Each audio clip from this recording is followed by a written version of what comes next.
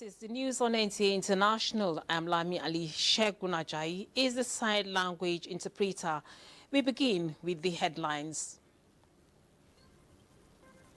VP Shetima at 2025 African CDS Summit pledges Nigeria's commitment to enhancing cybersecurity investments.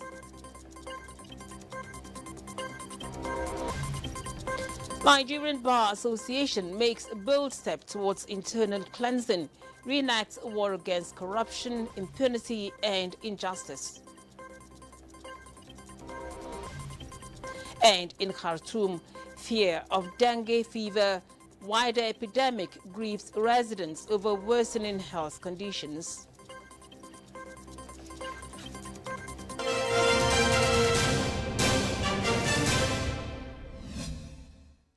Nigeria is strengthening peacekeeping missions, deepening cooperation and impacting on defense institutions to speak with one voice, which is expected to be driven by investing in cyber defense in defense of the continent. President Bola Tinubu, represented by Vice President Kashim Shettima, stated this at the opening of the African Chiefs of Defense Summit 2025 in Abuja. State House correspondent Abdulrahman Jibrila brings us the details.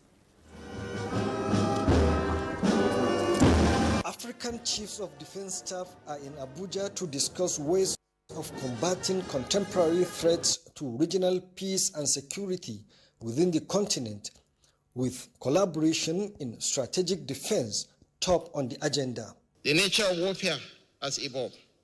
The threats of today are asymmetric, digital, and often invisible. Our response must not be less dynamic. We must invest in cyber defense, artificial intelligence, and indigenous military innovation. Africa cannot remain merely a consumer of technology. We must be creators, innovators, and owners of the tools that secure our tomorrow. I therefore urge this summit to explore avenues for defense industrial cooperation, collaboration, research partnerships, and African-led solutions to African security challenges.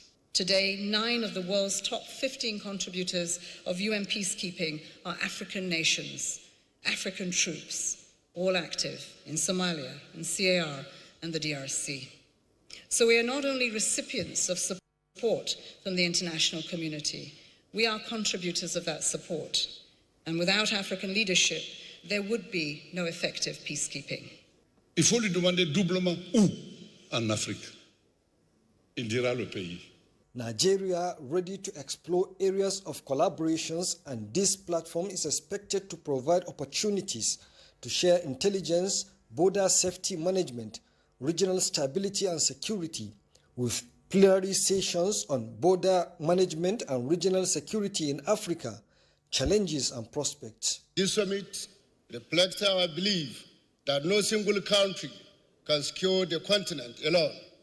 We must work together, sharing intelligence, aligning doctrine, and building trust among defense institutions. This gathering offers us a rare opportunity to forge a unified front. It is a platform to harmonize our doctrines, strengthen interoperability, and build enduring trust among our defense institutions. We must therefore seize this opportunity to craft a new architecture of African-led security cooperation. Combating terrorism in Africa, the imperative of strategic defense collaboration, and leveraging artificial intelligence for regional security in Africa, challenges and prospects are also part of the discourse. In Abuja, Abraham Jibrila, NTAi News. The collaboration between Renewed Hope Initiative and Tony Elumelu Foundation has delivered another round of empowerment to Nigerian women with the disbursement of business recapitalization grants of 50,000 naira each to 500 women petty traders in Lagos. At the ceremony where she was represented, Nigeria's First Lady Oluremi Tinubu called for more collaboration and platforms to empower women. State House correspondent NTAi reports. At 62, Winifred Amanzi has transited from a life as a teacher to a petty trader selling melon seed, the most she could do in her condition. Their business is small, but the desire to grow it is strong. She is one of the 500 women petty traders in Lagos who benefited from the provision of 50,000 naira business recapitalization grant by Renewed Hope Initiative and Tony Elumelu Foundation, along with a matching grant of another 50,000 naira by the state governor, Babajide Sanwo-Olu. Since they have given me this money, definitely instead of buying 2 paints, I will use it to add another 3. I will add another 3 paints. You understand? Making it 5. At least if I sell it, I will make a bigger profit. It's a renewed hope to me. It has worked. It's not that it's going to. When a client asks you that, do you have this particular plate, and I say I do not have, they feel like, oh, sorry, we could not give you this job. So once I have this grant, I know that yes, it could just make me enlarge my business. It could make it get those things that I feel I want to get. And from there, I pick it up and now making the business much more broad. I'm going to add to my tools, buy materials for hair, buy materials for pedicure, and also. Represented at the ceremony by wife of Lagos State Governor Ibijoke Sanwo-Olu, Nigeria's first lady Oluremi Tinubu says, in the shared vision of building a prosperous Nigeria, there is a need to always collaborate and innovate for the empowerment of women. It's about supporting the entrepreneurial spirit of our women, traders and small-scale business owners who wake up each day determined to provide for their families, educate their children, and uplift their communities. Let me emphasize that this is not a loan, it is a grant and a seed of renewed hope to help you recapitalize your existing business. I urge you to embrace this support with determination, channel it into productive ventures, and become true ambassadors of women's empowerment. A free medical outreach was held for the beneficiaries on the sidelines of the event. In Lagos, NTAi, NTAi News. An outbreak of dengue fever in Khartoum is fueling fears of a wider epidemic due to worsening health conditions and lack of preventive measures. Just as Vietnam evacuated tens of thousands of residents from coastal areas as Typhoon Kajiki made landfall, lashing the country's central belt with windstorms of more than 130 kilometers per hour. Chukwuna Sonwabweze reports. Overcrowded hospitals with patients, including children, arriving for checkups and treatment, piles of uncollected garbage mounting in the streets were the scenes in Khartoum as the fever rages on, sparking public anger and urgent calls for government action. Reports indicate that the accumulation of waste in neighborhoods and public areas has worsened the situation with more mosquitoes breed, the main carriers of the dengue virus. Dr. Haya Idris, Director of Infection Control at the Ministry of Health in Khartoum State, explained that the situation had deteriorated further since the war. The Sudanese Doctors Network had reported 461 confirmed cases of dengue fever in Khartoum State, including 4 deaths. Symptoms include high fever, muscle and joint pains, and in severe cases, it can lead to life-threatening complications.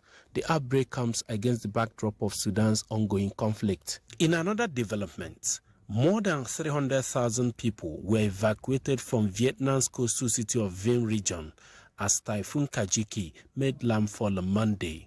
The typhoon, the 5th to affect Vietnam this year, shook the Gulf of Tonkin with waves of up to 9.5 meters before hitting shore around 3 p.m. local time as evacuees took shelter inside a local sports stadium.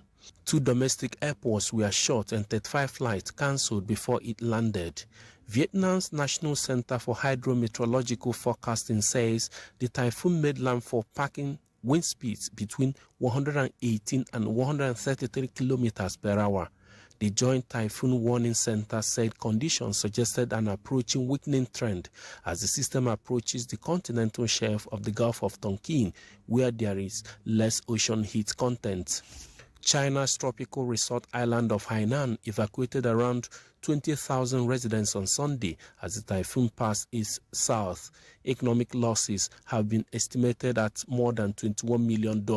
Vietnam suffered $3.3 billion in economic losses last September as a result of Typhoon Yagi, which swept across the country's north and caused hundreds of fatalities. Chukunonso Wabweze, NTAi News. Now, Bangladesh's interim leader, Nobel Peace Laureate Muhammad Yunus, said on Monday that there is a moral responsibility to end ethnic cleansing of the persecuted Rohingya minority in neighboring war-torn Myanmar. And Ukrainian President Volodymyr Zelensky praised Norway as one of Kyiv's key backers after talks with Norwegian Prime Minister Jonas Gahr Stolz in Kyiv. Chukunonso Nwabweze again reports. Bangladesh interim leader Muhammad Yunus at a stakeholders dialogue on the Rohingya situation holding in Cox's Bazar told the aid conference that his country now hosts 1.3 million forcefully displaced Rohingya from Myanmar, calling it the largest refugee camp in the world. It is our moral responsibility to take the right side of history and stop the armed actors from carrying out their horrible design of ethnic cleansing of the entire Rohingya populace, Yunus stated. We urge upon the international community to undertake collective efforts to stop the Myanmar junta and the Arakan army from unleashing violence against Rohingya. Effective role of the international community is much more needed than ever before.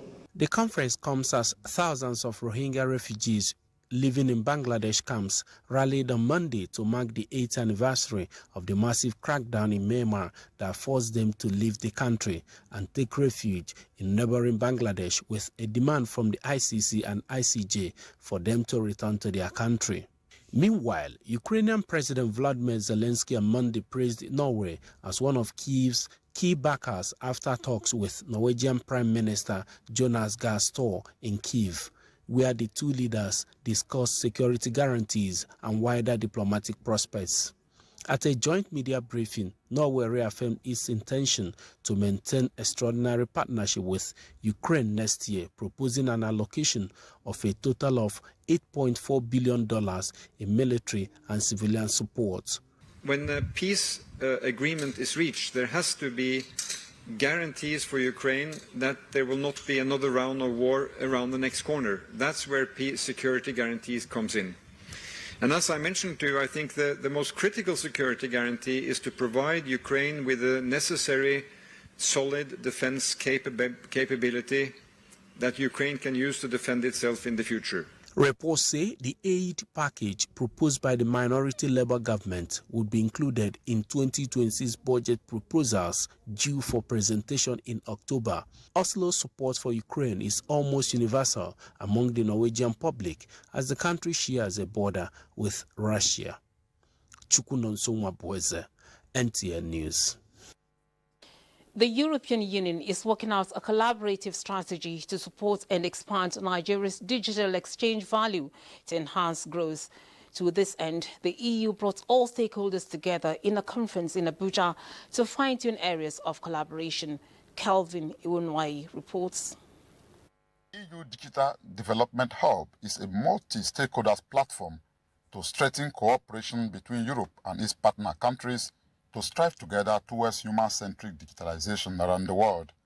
Already a success in many countries, it is now being extended to Nigeria in line with the EU Global Gateway designed to foster dialogue and cooperation.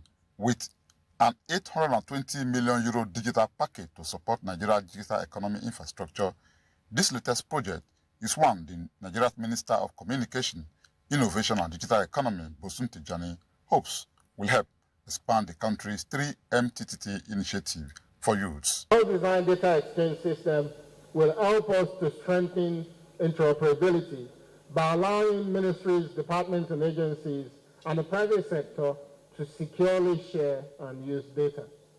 It will enable collaboration between governments and businesses, unlocking opportunity for innovation, governance and inclusive growth. Data exchange platform.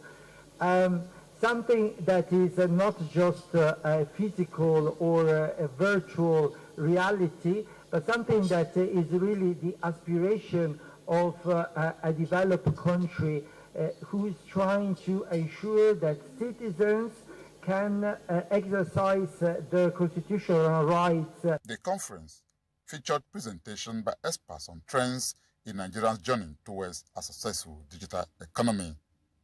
In Abuja, Kelvin Ewonwaye, NTAi News. This is the news on NTAi International. It's time to take a break. More stories when we return. Please stay tuned.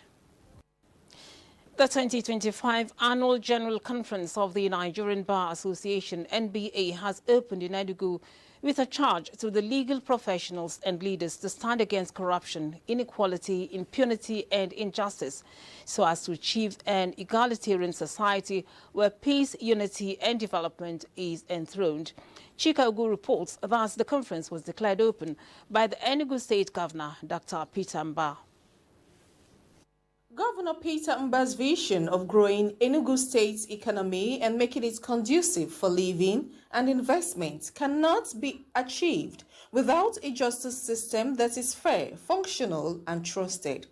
He said his administration has made reforms in the justice sector its cornerstone in order to enhance efficiency, independence, and dignity of the state courts.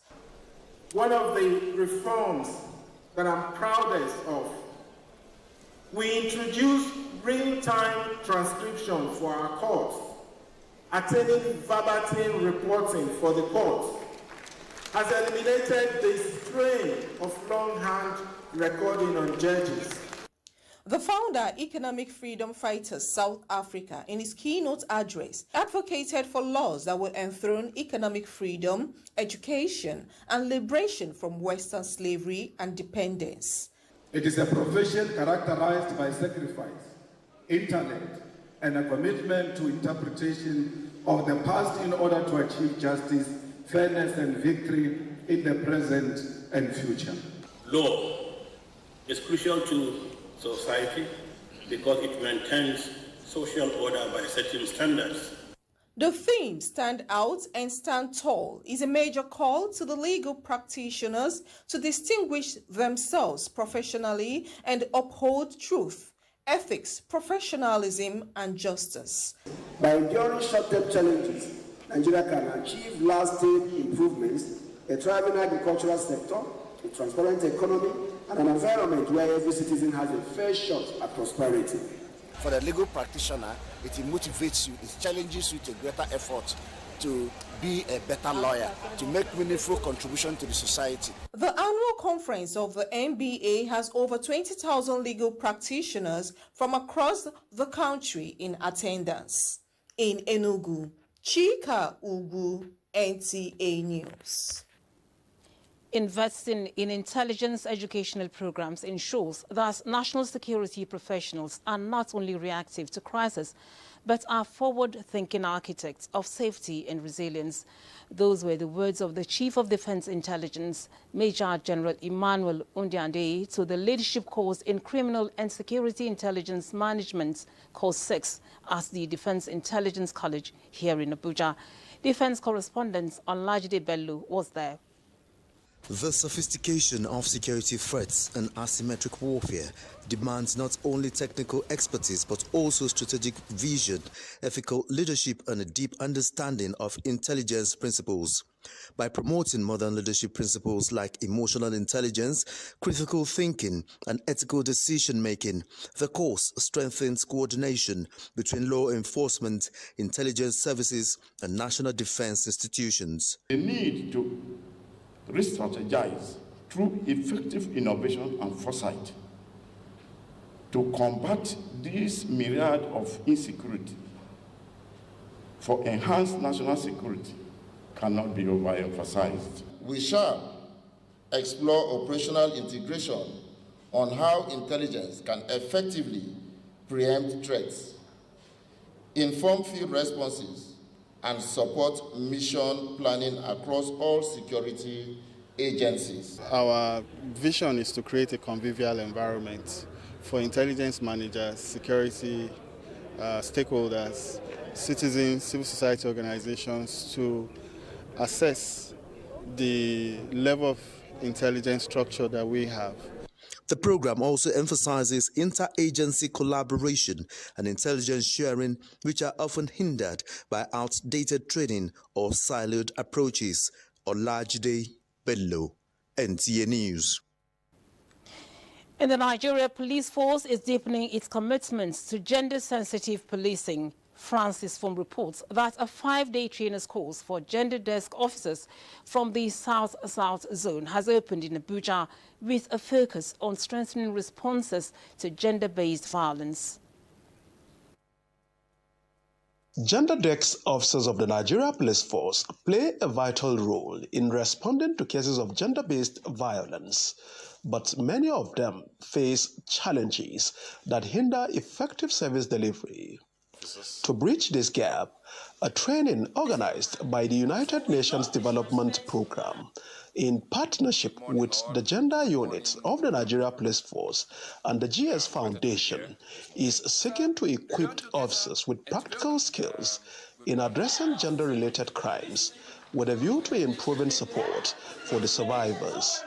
Together, we want to create an environment where every individual, regardless of gender, is respected, feels safe, and is protected. UNDP is proud to complement these efforts by supporting the gender units of the Nigerian Police Force. The force is relying on you to make the change that we truly deserve. With the establishment of our gender labs, it is also going to assist us as well. And to go back to the units and officers to talk about that and to support the colleagues from the gender desk officers. Participants drawn from the South-South states are expected to serve as trainers in their commands, cascading the knowledge and tools acquired to other officers. Francis Fum, NTAi News. Now, it was a day of pride and second chances as the Zone A command of the Nigerian Correctional Service, where 100 inmates marked their graduation under the theme, Reformed for Impact.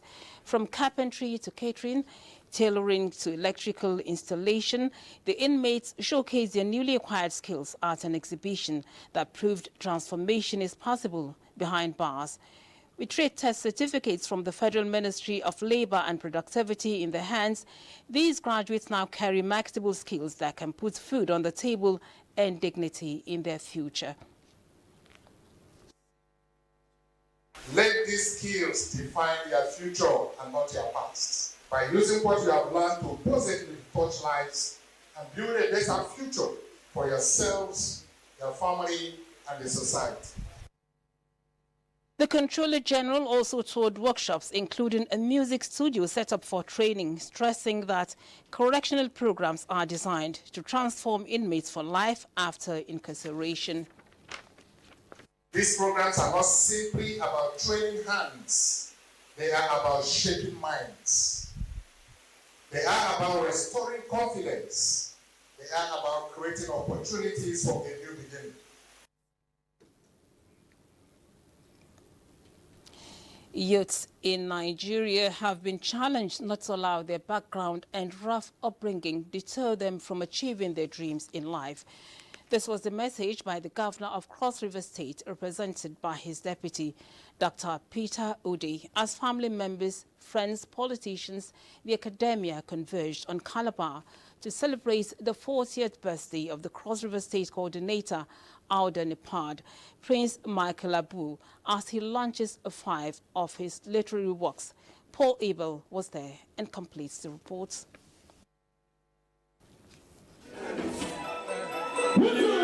That was the grand entry of the celebrant, Prince Michael Abu, who is also special advisor to Governor Bassirou II on intervention, and DG, Cross River State Political Network, CRISPON, as he celebrates his 40th birthday with the launch of 5 books on poetry. I love the Holy Spirit. The governor unveils the 5 books, cuts the birthday cake with the celebrant, and eulogizes the sterling qualities of the prince as a great grassroots mobilizer. Mike is an intelligent, focused, people-oriented young man. You have conquered Cross River State. This country needs to hear of you.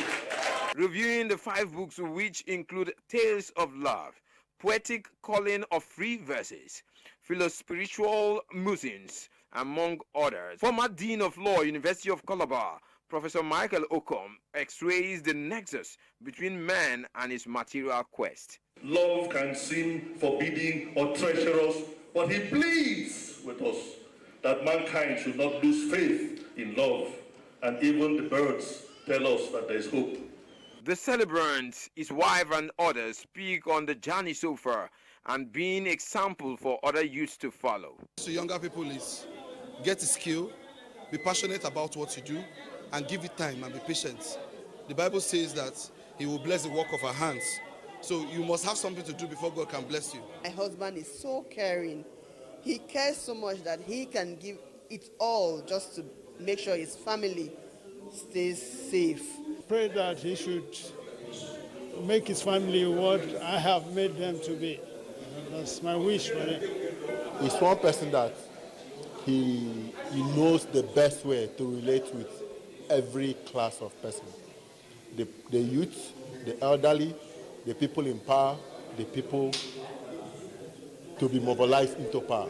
He loves human, as in he look into humanity's issues and make sure that we are all doing okay. That's all summarize him as a father. There was a documentary on the childhood, education, and leadership qualities of the celebrant, while various dignitaries took out time to do the reading of the 5 poems. In the deepest of peril, what is life? Irrigate your lot. See our future in proper hunger. Beautiful, lovable, and adorable are your virtues. Smiles, charming, a harmless monk.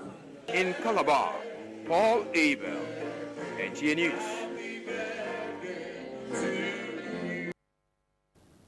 And with that, we close the news at this time on NTAi International. We thank you for watching. Shegun Ajayi has been the sign language interpreter. I'm Lami Ali. Do have a good evening.